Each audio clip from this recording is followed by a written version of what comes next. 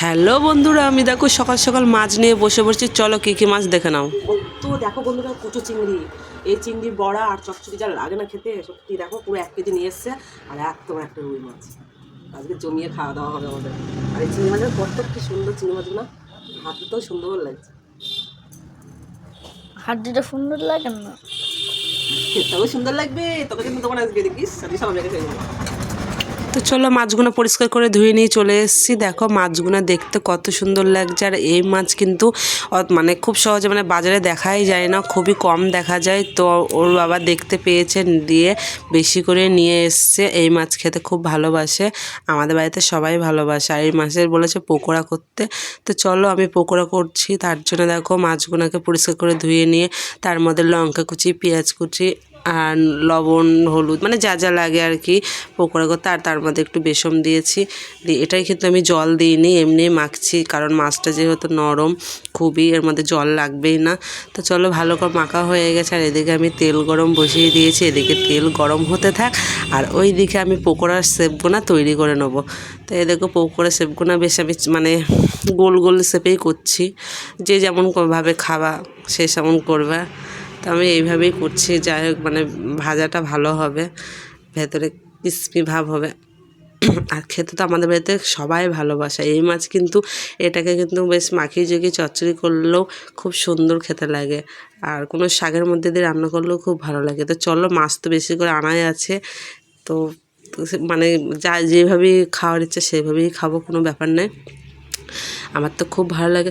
চলো তোমাদের সঙ্গে বকবক করতে করতে আমার দেখো কটা শেপে তৈরি করে নিয়েছি। এদিকে তেল গরম হয়ে গেছে, চলো আমি একে একে এটা তেলে ছেড়ে দেবো। আর এটা বেশ মানে মচমচে করে পুরো ভেজে নেবো। আর সত্যি বলছি, ভাত যখন ভাজছি এর সেন্ট নিয়ে মানুষ পেয়ে জিজ্ঞাসা করছে যে আমি কী রান্না করছি, সত্যি ভাবতেও পারছি না। খুব সুন্দর সেন্ট বেরিয়েছিলো। আমার ছেলে পাশ থেকে তো বকবক করেই যাচ্ছে, মা খুব সুন্দর সেন্ট বেরিয়েছে, হয়েছে হয়েছে। মানে ও তো মানে পাগল করে দেয় যে কোনো জিনিস, একটু খেতে ভালোবাসে। আর বাচ্চা তো এরকম এরকম করে। তো দেখো ওর খেল একখানা তোমাদের দেখাবো। চলো দেখো এক পিঠ ভাজা হয়ে গেছে, আবার উল্টিয়ে দিচ্ছি। উল্টিয়ে বেশ ভালো করে মচমচে করে ভেজে নেবো।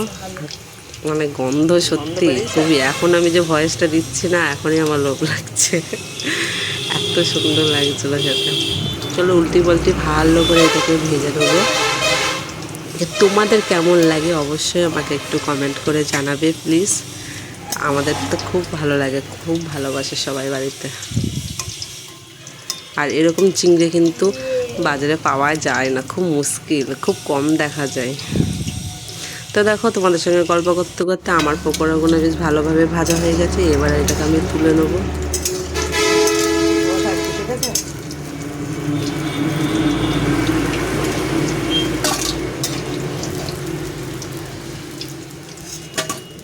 তো দেখো আমার সব পকোড়াগুলো ভাজা হয়ে গেছে, আমি কিন্তু তুলে নিয়েছি। আর এদিকে আমার পাশে একজন তো আমার কানের মাথায় মানে পাগল করে দিচ্ছে খাবে খাবে বলে। তো এটা রেখে আমি বাকিটা যেটা রয়েছে সেইগুলো আমি ছেড়ে দিচ্ছি তেলের মধ্যে, তারপরে ওকে আমি দেবো। আর ওর কাণ্ডখানা তোমরা একবার দেখো কী করে। তো মাথা খারাপ করে দিচ্ছে, মানে জিনিসটা মানে ওকে বানাতেও দিচ্ছে না, না ঠান্ডা করতেও দিচ্ছে না, গরমের মধ্যেই হাত পুড়ে দেবে। তার কাণ্ড কারখানা দেখতে যে হাসি পাবে, দেখো তোমরা, রাগও হয় আবার হাসিও পাই।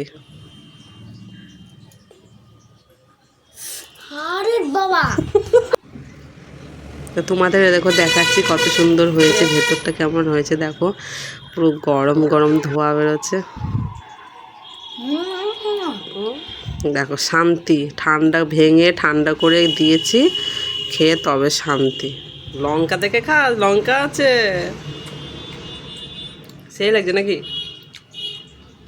তোমাদের ভিডিওটা কেমন লেগেছে অবশ্যই কমেন্ট করে জানিও। টাটা।